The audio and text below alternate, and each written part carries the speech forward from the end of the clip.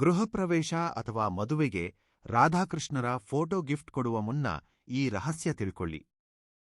ನಿಮ್ಮ ಮನೆಯಲ್ಲಿ ರಾಧಾಕೃಷ್ಣರ ಫೋಟೋ ಇದೆಯೇ? ಹಾಗಾದರೆ ಇದನ್ನು ಖಂಡಿತವಾಗಿಯೂ ತಿಳಿದುಕೊಳ್ಳಿ. ಎಲ್ಲರಿಗೂ ನಮಸ್ಕಾರ. ಹಿಂದೂ ಸನಾತನ ಧರ್ಮದಲ್ಲಿ ಸ್ವಚ್ಛವಾದ, ನಿಷ್ಕಲ್ಮಶವಾದ ಪ್ರೇಮಕ್ಕೆ ಸಜೀವ ಸಾಕ್ಷಿಯಾಗಿ ನಾವು ರಾಧಾಕೃಷ್ಣರನ್ನು ಆರಾಧಿಸುತ್ತೇವೆ. ಏಕೆಂದರೆ ಅವರಿಬ್ಬರ ನಡುವೆ ಇದ್ದ ಪ್ರೇಮ ಕೇವಲ ಭೌತಿಕವಾದದ್ದಲ್ಲ, ಅದು ದೈವಿಕವಾದದ್ದು. ಒಂದು ಜೀವಾತ್ಮ ಹಾಗೂ ಪರಮಾತ್ಮನ ನಡುವೆ ಇರುವ ಪವಿತ್ರವಾದ ಬಂಧವೇ ರಾಧಾಕೃಷ್ಣರ ಪ್ರೇಮ ತತ್ವ. ಸರಿಯಾಗಿ ಇದೇ ಕಾರಣಕ್ಕಾಗಿಯೇ ಈ ದಿನಗಳಲ್ಲಿ ಬಹಳಷ್ಟು ಯುವಕ ಯುವತಿಯರು ಹಾಗೂ ವಿವಾಹಿತ ದಂಪತಿಗಳು ತಮ್ಮ ಮನೆಗಳಲ್ಲಿ ರಾಧಾಕೃಷ್ಣರ ಫೋಟೋಗಳನ್ನು ಅಥವಾ ಸುಂದರವಾದ ಮೂರ್ತಿಗಳನ್ನು ಎಂತೋ ಇಷ್ಟಪಟ್ಟು ಇಟ್ಟುಕೊಳ್ಳುತ್ತಾರೆ. ಅಷ್ಟೇ ಅಲ್ಲದೆ ಮದುವೆಗಳಿಗೆ, ಗೃಹಪ್ರವೇಶಗಳಿಗೆ ಹೋದಾಗ ಯಾರಾದರೂ ಹೊಸ ದಂಪತಿಗಳಿಗೆ ಉಡುಗೊರೆ ನೀಡಬೇಕೆಂದರೆ ಎಲ್ಲರೂ ಮೊದಲು ಆಯ್ಕೆ ಮಾಡಿಕೊಳ್ಳುವುದು ರಾಧಾಕೃಷ್ಣರ ಫೋಟೋವನ್ನೇ. ಆದರೆ ಇತ್ತೀಚಿನ ದಿನಗಳಲ್ಲಿ ಕೆಲವರು ಒಂದು ಅಪನಂಬಿಕೆಯನ್ನು ಅಪೋಹೋ ಸೃಷ್ಟಿಸುತ್ತಿದ್ದಾರೆ.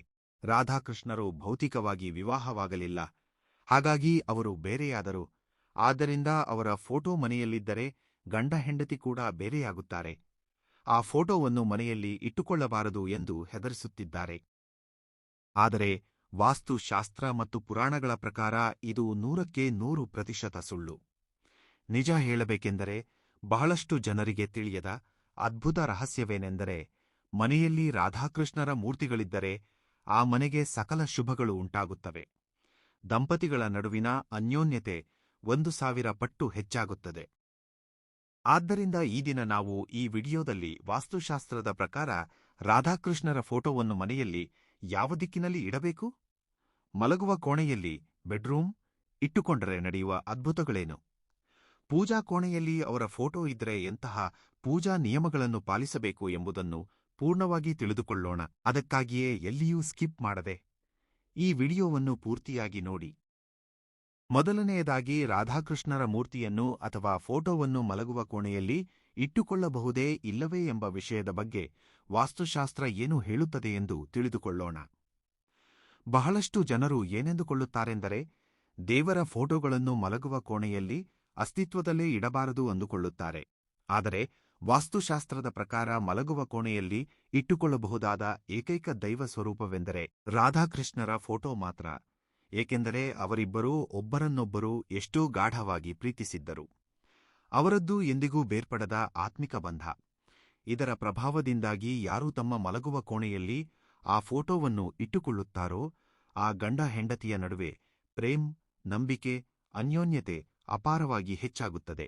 ಒಂದು ವೇಳೆ ಗಂಡ ಹೆಂಡತಿಯ ನಡುವೆ ಪದೇ ಪದೇ ಕಾರಣವಿಲ್ಲದೆ ಜಗಳಗಳು ಬರುತ್ತಿದ್ದರೂ, ಸಣ್ಣ ಪುಟ್ಟ ವಿಷಯಗಳಿಗೆ ಮನಸ್ತಾಪಗಳು ಬಂದು ಮುಖ ತಿರುಗಿಸಿಕೊಂಡು ಇರುತ್ತಿದ್ದರೂ ಸಹ ರಾಧಾಕೃಷ್ಣರ ಫೋಟೋವನ್ನು ಮಲಗುವ ಕೋಣೆಯಲ್ಲಿ ಇಟ್ಟುಕೊಳ್ಳುವುದರಿಂದ ಆ ಸಮಸ್ಯೆಗಳೆಲ್ಲವೂ ಮಾಯವಾಗಿಬಿಡುತ್ತವೆ. ಅವರ ನಡುವೆ ಇರುವ ಕೋಪ, ಮನಸ್ತಾಪಗಳು ನಾಶವಾಗಿ ಹೋಗಿ ಒಬ್ಬರನ್ನೊಬ್ಬರು ಅರ್ಥಮಾಡಿಕೊಳ್ಳುವ ಅದ್ಭುತವಾದ ದಾಂಪತ್ಯ ಜೀವನ ಅವರ ಸ್ವಂತವಾಗುತ್ತದೆ. ಆದರೆ ಇಲ್ಲಿ ನೀವು ಒಂದು ಪ್ರಮುಖವಾದ ವಾಸ್ತು ನಿಯಮವನ್ನು ಪಾಲಿಸಬೇಕು. ರಾಧಾಕೃಷ್ಣರ ಫೋಟೋವನ್ನು ಮಲಗುವ ಕೋಣೆಯಲ್ಲಿ ಎಲ್ಲೆಂದರಲ್ಲಿ ತೂಗು ಹಾಕಬಾರದು. ವಾಸ್ತು ಪ್ರಕಾರ ಆ ಫೋಟೋವನ್ನು ಮಲಗುವ ಕೋಣೆಯ ನೈಋತ್ಯ ಮೂಲೆಯ ಗೋಡೆಗೆ ತೂಗು ಹಾಕುವುದು ಅತ್ಯಂತ ಶ್ರೇಯಸ್ಕರ. ಹಾಗೆಯೇ ನೀವು ಮಲಗಿ ಬೆಳಗ್ಗೆ ಎದ್ದ ತಕ್ಷಣ ನಿಮ್ಮ ಕಣ್ಣಿಗೆ ಆ ಫೋಟೋ ಕಾಣಿಸುವಂತೆ ಪೂರ್ವದ ಗೋಡೆಗೂ ಇಟ್ಟುಕೊಳ್ಳಬಹುದು. ಇದರಿಂದ ದಿನವಿಡೀ ನಿಮ್ಮ ಮನಸ್ಸು ಪ್ರಶಾಂತವಾಗಿ ಪಾಸಿಟಿವ್ ಎನರ್ಜಿಯಿಂದ ತುಂಬಿರುತ್ತದೆ. ಇನ್ನು ಎರಡನೆಯ ಸ್ಥಾನ ಹಾಲ್ ಅಥವಾ ಲಿವಿಂಗ್ ರೂಮ್. ಮಲಗುವ ಕೋಣೆಯಲ್ಲಿ ಫೋಟೋ ಇಟ್ಟುಕೊಳ್ಳಲು ಇಷ್ಟವಿಲ್ಲದವರು ಅಥವಾ ಯಾರಾದರೂ ಉಡುಗೊರೆಯಾಗಿ ನೀಡಿದ ದೊಡ್ಡ ರಾಧಾಕೃಷ್ಣರ ಪೇಂಟಿಂಗ್ ಅನ್ನು ನಿಮ್ಮ ಮನೆಯ ಹಾಲಿನಲ್ಲಿ ಅಥವಾ ಲಿವಿಂಗ್ ರೂಮಿನಲ್ಲಿ ಎಲ್ಲರಿಗೂ ಕಾಣಿಸುವಂತೆ ಗೋಡೆಗೆ ಅಲಂಕರಿಸಿಕೊಳ್ಳಬಹುದು. ಏಕೆಂದರೆ ಹಾಲಿನಲ್ಲಿ ಆ ಮೂರ್ತಿ ಇರುವುದರಿಂದ ಅದ್ಭುತವಾದ ಧನಾತ್ಮಕ ಶಕ್ತಿ, ಪಾಸಿಟಿವ್ ಎನರ್ಜಿ ಇಡೀ ಮನೆಯಲ್ಲಿ ವ್ಯಾಪಿಸುತ್ತದೆ.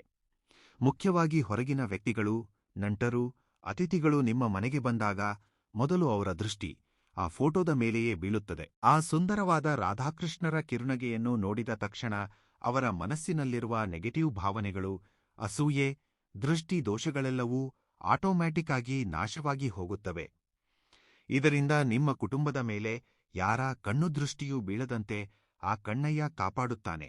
ಹಾಗೆಯೇ ಹಾಲಿನಲ್ಲಿ ಈ ಫೋಟೋವನ್ನು ಇಟ್ಟುಕೊಳ್ಳುವಾಗ ಈಶಾನ್ಯದ ಕಡೆಗಿನ ಗೋಡೆಗೆ ಇಟ್ಟುಕೊಂಡರೆ ಮನೆಗೆ ಸಕಲ ಐಶ್ವರ್ಯಗಳು ಉಂಟಾಗುತ್ತವೆ ಎಂದು ವಾಸ್ತು ಪಂಡಿತರು ಸೂಚಿಸುತ್ತಾರೆ. ಇನ್ನು ಮೂರನೆಯ ಅತಿ ಮುಖ್ಯವಾದ ವಿಷಯ ಪೂಜಾ ಕೋಣೆಯ ನಿಯಮಗಳು. ಒಂದು ವೇಳೆ ನೀವು ಆ ರಾಧಾಕೃಷ್ಣರ ಮೂರ್ತಿಯನ್ನು ಅಥವಾ ಫೋಟೋವನ್ನು ನಿಮ್ಮ ಪೂಜಾ ಕೋಣೆಯಲ್ಲೇ ಇಟ್ಟುಕೊಂಡು ನಿತ್ಯವೂ ಪೂಜಿಸಬೇಕೆಂದುಕೊಂಡರೆ ಒಂದು ಮುಖ್ಯವಾದ ಆಧ್ಯಾತ್ಮಿಕ ನಿಯಮವನ್ನು ಪಾಲಿಸಬೇಕು. ಬಹಳಷ್ಟು ಜನರು ಮಾಡುವ ದೊಡ್ಡ ತಪ್ಪು ಏನೆಂದರೆ ಶ್ರೀಕೃಷ್ಣನ ಮೂರ್ತಿ ತಾನೇ ಎಂದು ರಾಧಮ್ಮನಿಗೂ ಸೇರಿಸಿ ತುಳಸಿ ದಳಗಳಿಂದ ಪೂಜೆಗಳನ್ನು ಮಾಡುತ್ತಿರುತ್ತಾರೆ. ಆದರೆ ಶಾಸ್ತ್ರದ ಪ್ರಕಾರ ರಾಧಾಕೃಷ್ಣರು ಜೊತೆಯಾಗಿರುವ ವಿಗ್ರಹಕ್ಕೆ ಅಥವಾ ಫೋಟೋಗೆ ಯಾವುದೇ ಪರಿಸ್ಥಿತಿಯಲ್ಲೂ ತುಳಸಿ ಎಲೆಗಳಿಂದ ಅರ್ಚನೆ ಮಾಡಬಾರದು. ತುಳಸಿಯನ್ನು ಕೇವಲ ವಿಷ್ಣು ಸ್ವರೂಪಕ್ಕೆ ಮಾತ್ರ ಸಮರ್ಪಿಸಬೇಕು. ಅವುಗಳ ಬದಲಾಗಿ ಸುಗಂಧ ಬೀರುವ ಕೆಂಪು ಗುಲಾಬಿಗಳು ಅಥವಾ ಮಲ್ಲಿಗೆ ಹೂವುಗಳಿಂದ ಅವರನ್ನು ಅಲಂಕರಿಸಿ ಪೂಜಿಸಿ. ಹಾಗೆಯೇ ಪ್ರತಿದಿನ ಮುಂಜಾನೆ ಸ್ವಲ್ಪ ಹಸುವಿನ ಬೆಣ್ಣೆಯನ್ನು ಅಥವಾ ಕಲ್ಲು ಸಕ್ಕರೆಯನ್ನು ನೈವೇದ್ಯವಾಗಿ ಸಮರ್ಪಿಸಿದರೆ ಆ ಕಣ್ಣಯ್ಯ ಎಂತೋ ಸಂತೋಷಪಟ್ಟು ನಿಮ್ಮ ಕಷ್ಟಗಳನ್ನೆಲ್ಲ ತೀರಿಸುತ್ತಾನೆ.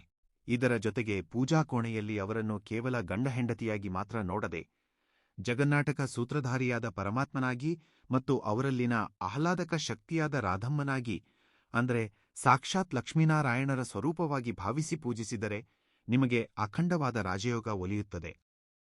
ಮತ್ತೊಂದು ಪ್ರಮುಖವಾದ ವಿಷಯವೇನೆಂದರೆ ಅಸಲು ರಾಧಾಕೃಷ್ಣರ ಫೋಟೋವನ್ನು ಇತರರಿಗೆ ಕಾಣಿಕೆಯಾಗಿ ಗಿಫ್ಟ್ ನೀಡಬಹುದೇ? ಖಂಡಿತವಾಗಿಯೂ ನೀಡಬಹುದು. ಇದರಲ್ಲಿ ಎಂತಹ ಸಂಶಯವೂ ಇಲ್ಲ.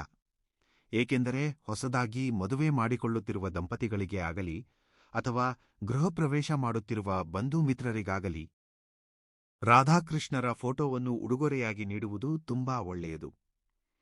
ಹೀಗೆ ನೀಡುವುದರಿಂದ ಆ ಕಾಣಿಕೆಯನ್ನು ಪಡೆದುಕೊಂಡ ಗಂಡ ಹೆಂಡತಿಯ ಜೀವನ ಎಷ್ಟೋ ಅನ್ಯೋನ್ಯವಾಗಿ ಆನಂದವಾಗಿ ಸಾಗುತ್ತದೆ. ಅಷ್ಟೇ ಅಲ್ಲದೆ ಅಂತಹ ಪವಿತ್ರವಾದ ಪ್ರೇಮ ಸ್ವರೂಪವನ್ನು ಅವರಿಗೆ ತಲುಪಿಸಿದ್ದಕ್ಕಾಗಿ ಆ ಭಗವಂತನ ಆಶೀರ್ವಾದಗಳು ಆ ಮೂರ್ತಿಯನ್ನು ನೀಡಿದ ನಿಮ್ಗೂ ನಿಮ್ಮ ಕುಟುಂಬಕ್ಕೂ ಯಾವಾಗಲೂ ಸಮೃದ್ಧವಾಗಿ ಲಭಿಸುತ್ತವೆ. ಆದ್ದರಿಂದ ಯಾರೋ ಹೇಳುವ ಮಾತುಗಳನ್ನು ಕೇಳಿ ಅಥವಾ ಅಪನಂಬಿಕೆಗಳನ್ನು ನಂಬಿ ಅನಾವಶ್ಯಕವಾಗಿ ಹೆದರಬೇಡಿ. ರಾಧಾಕೃಷ್ಣರ ಪವಿತ್ರವಾದ ಪ್ರೇಮವನ್ನು ಅರ್ಥಮಾಡಿಕೊಂಡು ಅವರ ಮೂರ್ತಿಗಳನ್ನು ನಿಮ್ಮ ಮನೆಯಲ್ಲಿ ಎಷ್ಟೋ ಇಷ್ಟಪಟ್ಟು ಪ್ರತಿಷ್ಠಾಪಿಸಿಕೊಳ್ಳಿ. ಹಾಗೆ ಮಾಡಿದರೆ ನಿಮ್ಮ ಮನೆ ಕೂಡ ಆನಂದದ ಬೃಂದಾವನದಂತೆ ಬದಲಾಗಿ ಹೋಗುತ್ತದೆ. ಇನ್ನು ಈ ವಿಡಿಯೋದಲ್ಲಿ ನಾವು ಹೇಳಿದ ವಾಸ್ತು ನಿಯಮಗಳು ನಿಮ್ಗೇನಾದರೂ ಇಷ್ಟವಾದರೆ ದಯವಿಟ್ಟು ಒಂದು ಲೈಕ್ ಮಾಡಿ ನಿಮ್ಮವರಿಗೆ ಶೇರ್ ಮಾಡಿ. ಏಕೆಂದರೆ ನೀವು ನೀಡುವ ಸಪೋರ್ಟ್ನಿಂದಲೇ ನಾವು ಇಂತಹ ಇನ್ನೂ ಅನೇಕ ಒಳ್ಳೆಯ ವಿಷಯಗಳನ್ನು ತಿಳಿದುಕೊಳ್ಳಲು ಸಾಧ್ಯವಾಗುತ್ತದೆ. ಹಾಗೆಯೇ ಮತ್ತಷ್ಟು ಆಧ್ಯಾತ್ಮಿಕ ಸಂದೇಹಗಳಿಗಾಗಿ ನಮ್ಮ ದಿ ಪುರಾಣಿಕ್ ಪಾತ್ ಚಾನೆಲ್ ಅನ್ನು ತಕ್ಷಣವೇ ಸಬ್ಸ್ಕ್ರೈಬ್ ಮಾಡಿಕೊಳ್ಳಿ. ಕೊನೆಯದಾಗಿ ಕೆಳಗೆ ಕಾಮೆಂಟ್ಸ್ನಲ್ಲಿ ಭಕ್ತಿಯಿಂದ ರಾಧೆ ರಾಧೆ ಅಥವಾ ಜೈ ಶ್ರೀರಾಮ್ ಎಂದು ಬರೆಯುವುದನ್ನು ಮರೆಯಬೇಡಿ.